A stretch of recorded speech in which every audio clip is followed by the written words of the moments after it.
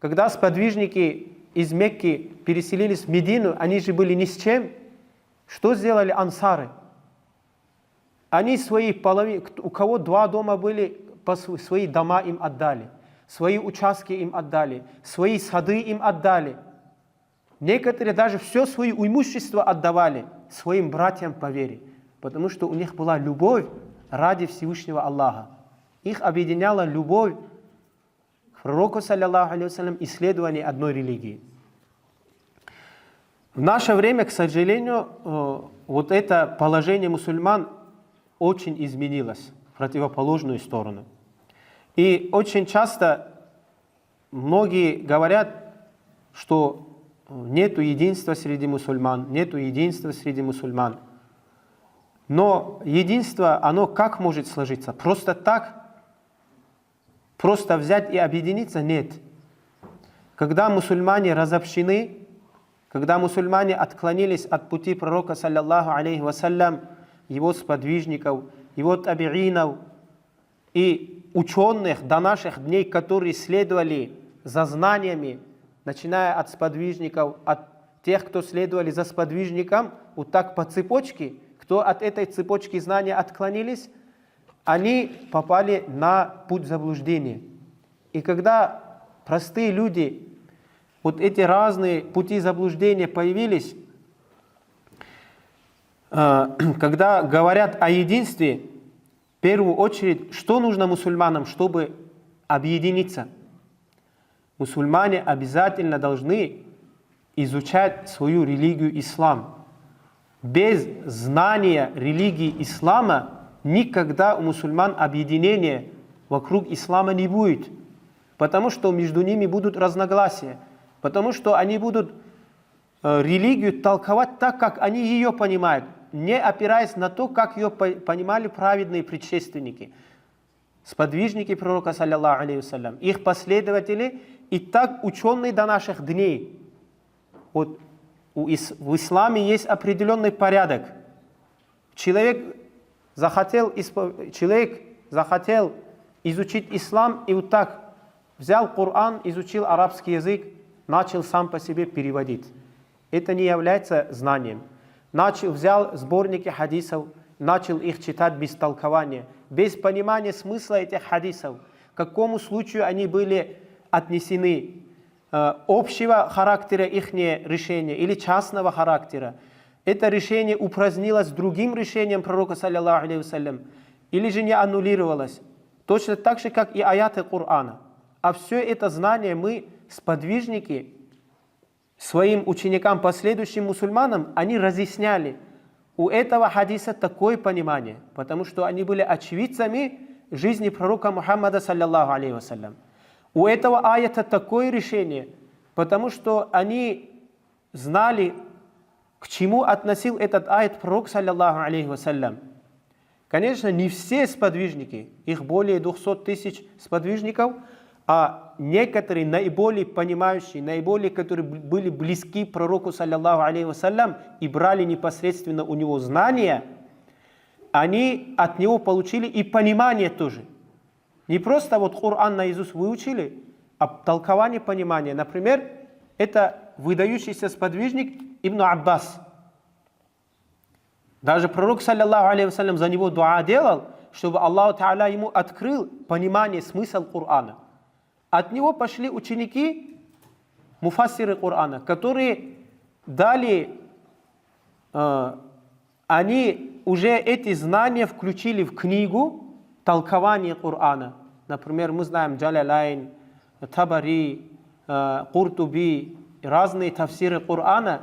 Эти все знания и понимание Корана от тех сподвижников, которые знали, к чему этот аят Корана относился от пророка, саллаллаху алейхи вассалям, передали своим ученикам, и чтобы сохранить этот труд для дальнейших своих потомков, то есть до наших дней, они эти знания написали в книге, потом из поколения в поколение, когда обучались, например, тафсиру Корана или же тафсиру хадисов, пониманию хадисов, учителя, те, кто от них знания получили, они обучали учеников, потом эти знания от учеников проверяли, как он понял, как он их не просто наизусть выучил, а как правильно ли он понял то, что ему учитель говорит. Потом, когда удостоверивались, что он правильно понял, давали ему разрешение в дальнейшем распространять эти знания. И это не просто книга. Вот книгу перепечатали, эта книга в течение веков из поколения в поколение передавалась. Нет. Знающий человек в первую очередь, а потом книга. Книга опиралась на знающего человека. Ученики опирались на учителя и изучались книги. Потому что книга сама по себе – это не мой учитель. Имеется в виду не говорящий учитель. Когда человек делает ошибку, и у него есть непонимание чего-то, книга ему не разъясняет. Разъясняет только живой человек. И вот эта цепочка идет от пророка Мухаммада, саллаллаху алейхи вассалям. Учитель, самым главным нашим учителем, это был пророк Мухаммад, саллаллаху алейхи вассалям, его ученики-сподвижники и так далее. Когда нужно это в книге, это знание изложили, эти книги передавали эти ученые, алимы, как мы говорим. Алимы ученикам, ученики, когда алимы подтверждали, что достигли понимания этих знаний, давали разрешение дальше распространять, дальше эти книги переписывать, как букву в букву, алиф в алиф. И вот так это знание дошло до наших дней. Но вместе с тем, всегда в мусульманской умме бывали те, кто отклонялись от этого пути. Кто-то брал эти хадисы, эти аяты, отвергали этих учителей и начинали по своему умозаключению и пониманию толковать эти аяты, их смыслы. И полностью отклонялись от смысла, подлинного смысла Корана. Более того, эти люди сами начали заблуждать других людей, простых, у которых нет знания, обычные мусульмане. И начали их отвращать, отдалять от подлинных ученых. Поэтому вот пророк, саллаллаху алейхи вассалям, говорит, что религия является ислам, это иснад. Что такое иснад? Это беспрерывная цепочка, когда знания передаются беспрерывно от пророка, саллаллаху алейхи вассалям, до наших дней. Религиозная практика от пророка, саллаллаху алейхи вассалям, до наших дней. И более того, вот это есть другая наука, которая словами не передается. От Всевышнего Аллаха, от сердца к сердцу, которая наставляет сердце мусульманина к искреннему соблюдению ислама. Не просто внешне, чтобы он намаз делал, пост соблюдал, но чтобы он сердцем это делал для Аллаха. Вот эта наука очищения сердца, от сердца к сердцу, вот это без вот этой цепочки ислам не сохранился бы до наших дней. Просто он очередной отклонившийся какой-то неистинной религией стал бы. Поэтому для единства мы должны следовать за алимами, за учеными, которые берут знания от этих книг, которые дошли до нас по цепочке, и которые эти знания получили, и объяснение этих знаний получили от учителей, от учителя к учителю, от учителя к учителю, что эта цепочка доходит до пророка Мухаммада, саллаллаху алейхи вассалям. Но вот поэтому изучение ислама должно быть от человека живого, и опираясь на книги, которые дошли по цепочке. И, значит, это изучение ислама, правильное понимание религии ислам. Затем, это достаточно мусульманину? Нет. Просто знание человеку пользу не приносит.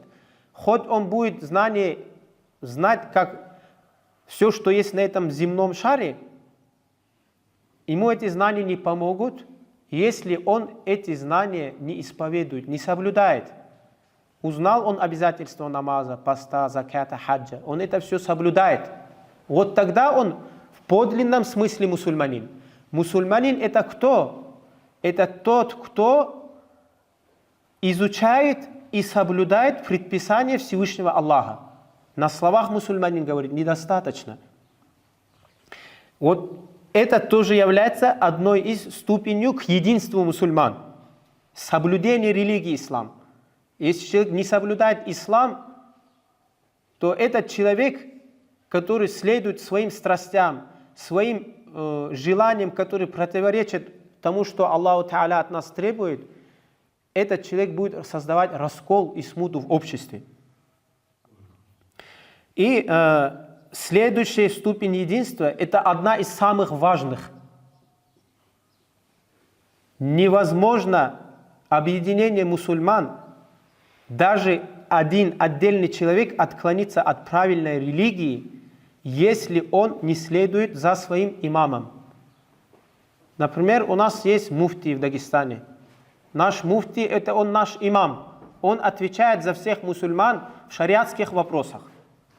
Тот, кто вам говорит, не нужно следовать, нужно отходить от имама, этот человек, он как шайтан вас от пути ислама отворачивает.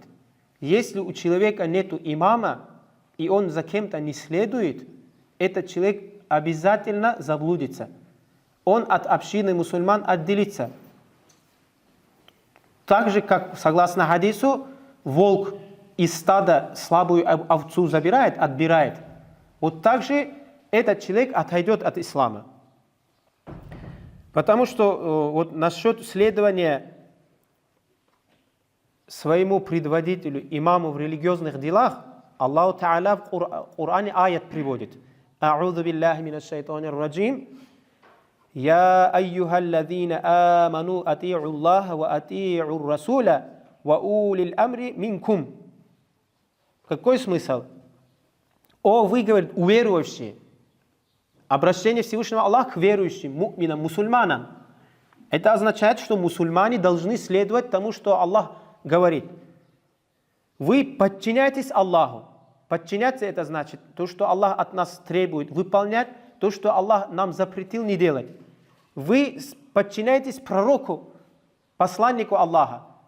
Мы же религию ислам от пророка узнали, от шариата, который он нам привнес. Аллах Та'аля до него довел. Вот ему подчиняться. Но до наших дней, до нас этот шариат от пророка, саллиллаху алейхи вассалям, кто довели? Алимы, наши имамы. Значит, дальше вот говорится, ва улил амри минкум. И те, кто обладает над вами в делах, то есть в религиозных делах, вы им подчиняйтесь.